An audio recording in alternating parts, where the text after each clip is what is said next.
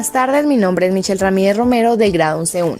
El tema a tratar son las plantas y sus partes. Las plantas son seres vivos como las personas y el resto de animales y nos proporcionan alimento con sus diferentes partes comestibles, como hojas, frutos, etc. Dependiendo del tipo de planta que sea, las plantas solo necesitan agua y la luz del sol para crecer y no todas tienen flores. Existe una gran variedad de tipos de plantas, como por ejemplo árboles, palmeras, coníferas, herbáceas, arbustos, musgos, helechos, algas y cactus, entre otras. Cada una de ellas con sus características propias que las convierten en especies únicas. Tipos de plantas. Los árboles. Un árbol es una planta de tallo leñoso que se ramifica a cierta altura del suelo. El término hace referencia habitualmente a aquellas plantas cuya altura supera un determinado límite en la madurez, diferente según las fuentes, 2 metros, 3 metros, 5 metros o los 6 metros. Las palmeras. Las palmeras son plantas arborescentes y no verdaderos árboles, ya que no forman madera o leña, es decir, no tienen crecimiento secundario en grosor por el que se forman los anillos típicos de crecimiento anual. Los coníferas.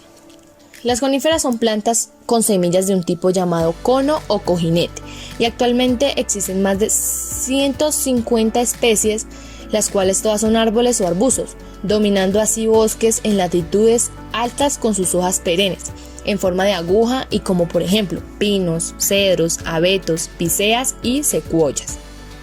Las herbáceas.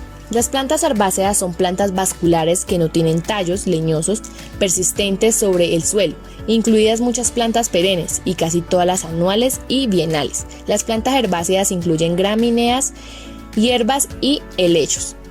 Los arbustos. Los arbustos son plantas leñosas, similares a los árboles en estructura, pero caracterizados por una altura más baja y múltiples troncos que salen de muy cerca de las raíces. Pueden ser siempre verdes o caducifolios. En el paisaje del jardín cubren el suelo y le agregan color y textura. Los musgos. Los musgos son una especie muy importante para el ecosistema, ya que son los primeros organismos en aparecer en las superficies del suelo y rocas. Y esto ayuda a generar una capa húmeda y alcohada sobre la que se desarrolla el resto de especies vegetales. Los musgos son capaces de retener 20 veces su peso en el agua. Los helechos. Los helechos son plantas vasculares sin semilla, cuyas características morfológicas más sobresalientes son sus hojas, grandes, usualmente pinnadas y con prefoliación circinada. Las algas. Una alga es un organismo con capacidad de realizar la fotosíntesis oxigénica y obtener el carbono orgánico con la energía de la luz del sol, diferente de una embriofita o planta terrestre. Casi siempre viven en un medio acuático y pueden ser unicelulares o pluricelulares.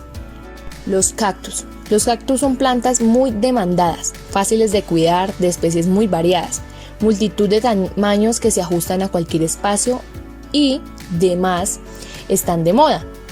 Cada vez cuentan con más adeptos y se han convertido en una de las tendencias con más permanencia en los primeros puestos. Partes de las plantas. Las raíces. La raíz es el órgano que se encuentra debajo de la tierra. Su función es sujetar la planta y absorber las sales minerales y el agua del suelo. Toda raíz consta de raíz principal, que es la parte más gruesa. Las raíces secundarias salen de la raíz principal y no son tan gruesas como aquella. Los tallos. El tallo es la parte de la planta opuesta a la raíz. Generalmente crece en sentido vertical hacia la luz del sol. A partir del tallo se desarrollan las ramas en donde nacerán las hojas, las flores y los frutos. Las hojas. La hoja es una de las partes más importantes de los vegetales, puesto que es la parte de la planta que está encargada de realizar la fotosíntesis, así como la respiración y la transpiración vegetal. Las flores. Las flores son el órgano reproductor de las plantas. A partir de ellas se producen los frutos y las semillas. Las semillas germinan y originan una nueva planta. Las flores están formadas por 3 partes: cáliz, corola y pedúnculo floral. Los frutos. Después de la fecundación del óvulo femenino por el polen masculino se produce la formación de los frutos. El fruto se origina especialmente por el engrosamiento de las paredes del ovario. Las semillas. Las semillas son los óvulos de la flor maduros. Las semillas se encuentran encerradas dentro de los frutos. Algunos frutos se abren espontáneamente para expulsar las semillas.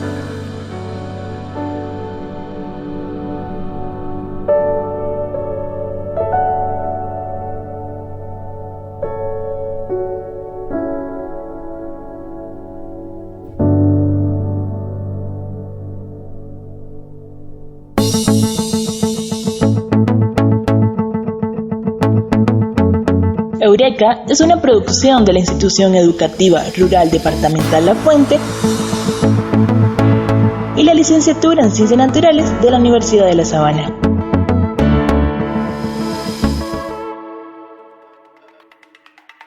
¿Sabías que el aumento de los niveles de dióxido de carbono puede incrementar la fotosíntesis neta en algunas plantas? Con este ¿sabías qué? Le daremos paso a nuestro contenido científico sobre la fotosíntesis.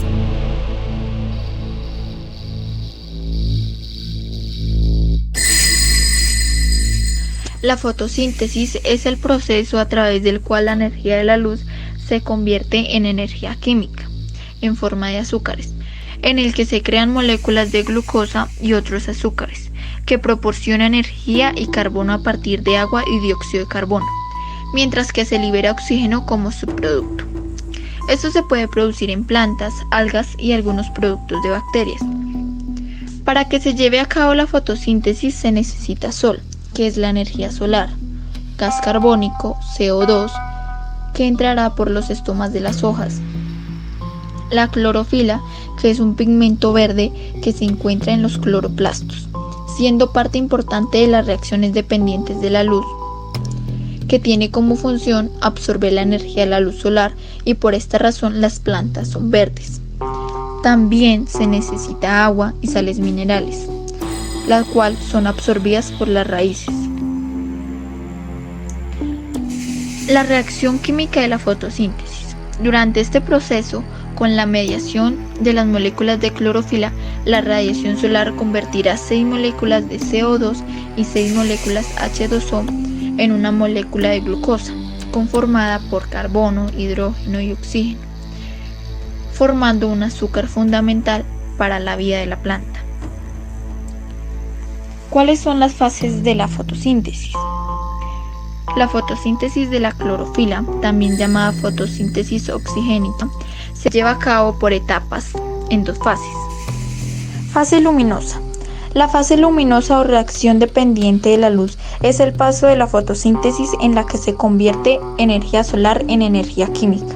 La clorofila y otros pigmentos fotosintéticos como el caróteno absorben la luz y se utiliza para fragmentar una molécula de agua, por lo que se produce oxígeno como residuo. La fase oscura es un conjunto de reacciones que se realizan sin luz, no necesariamente tienen que ser de noche. Durante esta fase, la planta convierte el dióxido de carbono y otros compuestos en glucosa.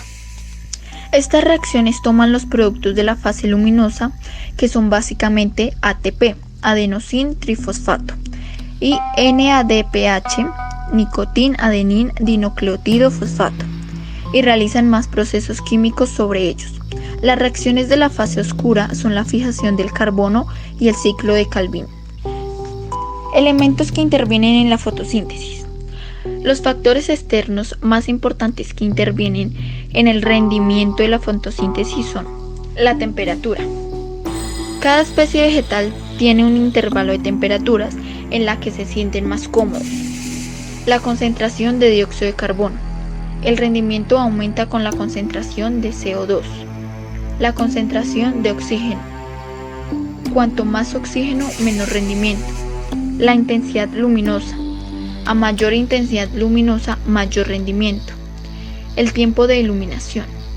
Existen especies que representan una mayor producción fotosintética. Cuanto mayor sea el número de horas de luz, mayor la abundancia de agua. El color de la luz. Dependiendo de su color y de las características de la especie, la conversión fotosintética es diferente. Este proceso facilita la vida en la Tierra, ya que nos proporciona el oxígeno que necesitamos para respirar y mantienen el equilibrio de los gases atmosféricos. Gracias a la fotosíntesis, el oxígeno consumido en la respiración y la combustión puede reemplazarse.